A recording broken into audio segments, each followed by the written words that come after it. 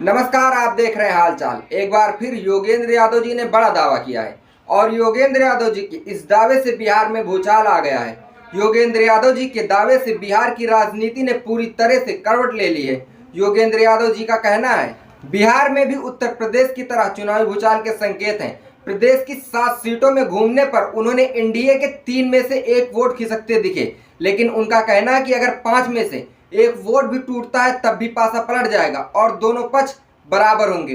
22 seat NDA को और 18 seat महागठबंधन को मिलने की संभावना है। योगेंद्र यादव जी ने इसके गणित को समझाते हुए कहा, उन्होंने और उनके सहयोगियों ने पश्चिम बिहार की 7 सीटों करकट, जहानाबाद, पटिलपुत्र, नालंदा, हाजीपुर, वैशाली, आरा और बक्सर का दौरा किया, जहां उन्होंने लगभग 300 साधारण वोटरों से बात की। अधिकांश पुरुष थे। महिलाएं, जिनकी एनडीए के साथ टिके रहने की संभावना ज्यादा है, उनसे बहुत कम बात कर पाए। पिछले लोकसभा चुनाव में बीजेपी और सही सहयोगियों को जिन 188 लोगों ने वोट दिया था, उनमें से 63 यानी 33% ने कहा कि वो इस बार वोट बदलेंगे।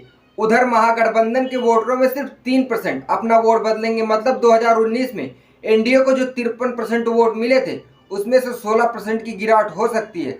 अगर वो सब वोट पलट कर महागठबंधन में आ गए तो एनडीए 37% और महागठबंधन 46% वोट पर पहुंच जाएगा। ऐसे में एनडीए 5 ही सीट पर सिमट जाएगी। लेकिन योगेंद्र यादव का कहना है कि उन्होंने सावधानी से काम लेते हुए कम से कम का हिसाब किया, इसलिए कि महिलाओं में एनडीए का वोट ज्यादा हो सकता है। उन्होंने कहा, मान लीजिए एनडीए का हर तीसरा नहीं, हर 5वां वोट खिसक रहा है, यानी उससे 11% का नुकसान है और उसमें 10% महागठबंधन के पास जाता है। ऐसे में एनडीए 42% और महागठबंधन 40% वोट पर रहेगा और एनडीए को 22 सीट आएंगी तथा महागठबंधन को 18 सीट।